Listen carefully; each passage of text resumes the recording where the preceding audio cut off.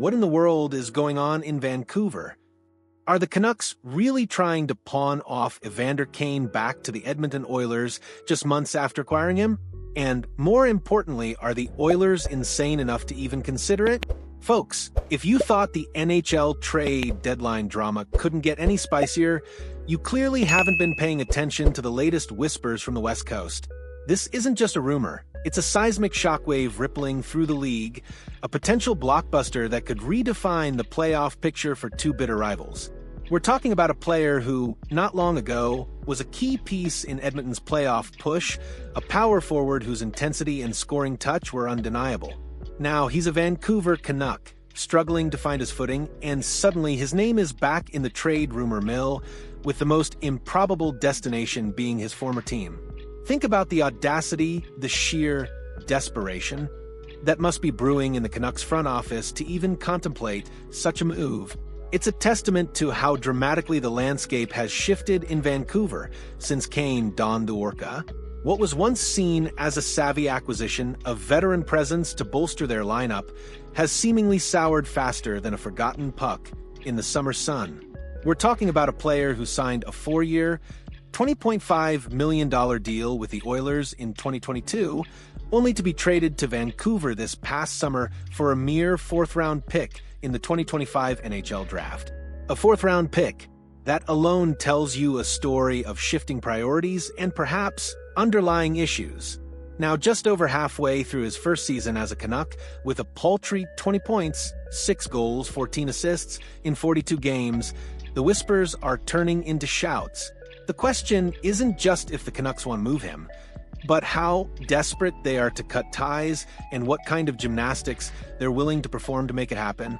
This isn't just about a player, it's about the narrative, the optics, and the sheer audacity of a division rival trying to offload a recent acquisition back to the team they just got him from.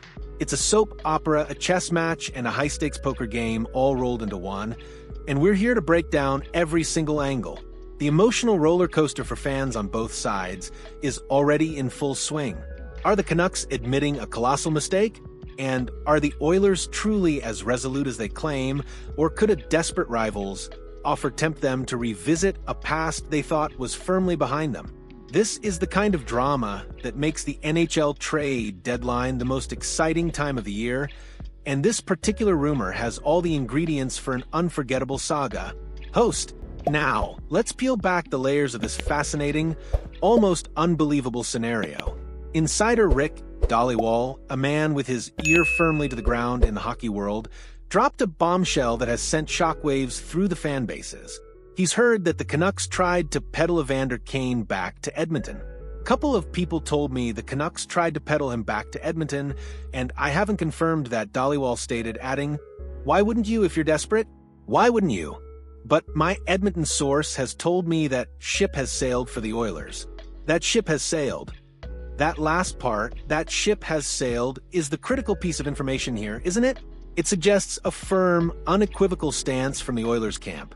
But in the cutthroat world of professional hockey, especially as the trade deadline looms, never say never is often the only constant. Let's consider the Oilers' perspective.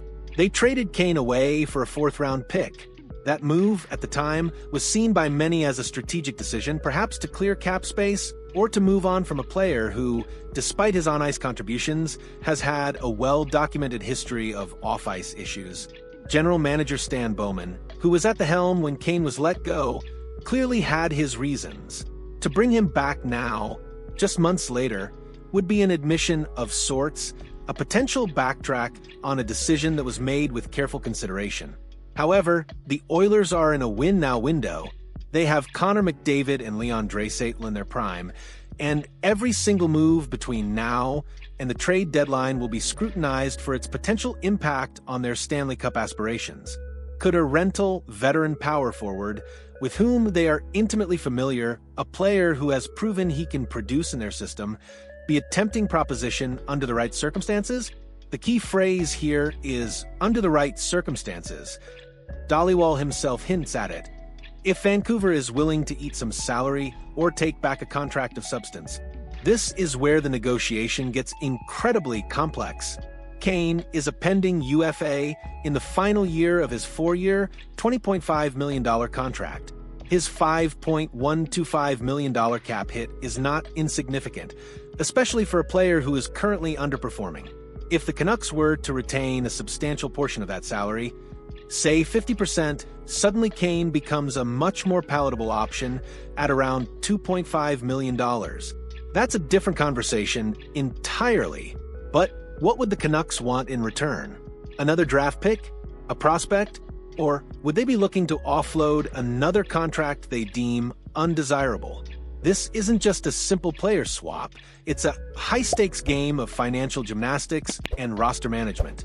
The Oilers' ship has sailed stance is strong, but desperation can make rivals do strange things, and the allure of a familiar face, even one with baggage, could be a powerful motivator if the price is right. The climax of this story hinges on whether the Canucks' desperation can overcome the Oilers' current resolve, and what kind of creative solutions could bridge that gap. Host. So, where does this leave us, folks? The Vancouver Canucks, seemingly in a state of flux, are reportedly trying to offload Evander Kane, a player they acquired just last summer, and their first port of call was none other than their bitter rival, the Edmonton Oilers. The Oilers, through their sources, have declared that that ship has sailed. But as we've dissected, the NHL trade landscape is rarely black and white. While a direct, one-for-one reacquisition seems highly improbable given the recent history and Kane's current performance, the possibility of a more complex deal involving salary retention or a multiplayer swap cannot be entirely dismissed. The Oilers are focused on bolstering their roster for a deep playoff run, and while Kane's off-ice history and current struggles are undeniable red flags, a significantly reduced cap hit and a desperate Canucks team could theoretically create a scenario where a reunion is at least discussed internally. However, the prevailing sentiment and the most logical conclusion based on the information we have is that a return to Edmonton for Evander Kane, at least this season, remains highly unlikely. The Oilers made a clear decision to move on, and unless the Canucks are willing to make an offer that is simply too good to refuse, perhaps retaining a massive portion of his salary and taking back a contract the Oilers want to shed, it's hard to see them reversing course. The optics alone would be challenging, and the risk of reintroducing a player with a history of issues, especially when the team is gelling and performing well, might outweigh any potential on-ice benefits. This saga is a fascinating microcosm of the NHL trade deadline. Desperation, strategic maneuvering, financial constraints, and the constant push and pull between rivals. It reminds us that even the most improbable rumors can hold a kernel of truth, or at least spark a compelling debate. The Canucks situation with Kane highlights the volatile nature of player acquisitions and the rapid shifts in team priorities. For the Oilers, it's a test of their resolve and their commitment to the path they've chosen. What do you think, hockey fanatics? Could you ever see Evander Kane back in an Oilers uniform this season, even with massive salary retention? Or is that ship truly sailed for good? Let us know your thoughts in the comments below. We want to hear your wildest trade scenarios, your takes on the Canucks' desperation, and whether you believe the Oilers should even entertain such a notion. Don't forget to smash that like button if you found this breakdown insightful, and subscribe to the channel for more exclusive insights and breaking news as we head towards what promises to be an absolutely wild trade deadline. Your engagement fuels our coverage. So, let's keep this conversation going.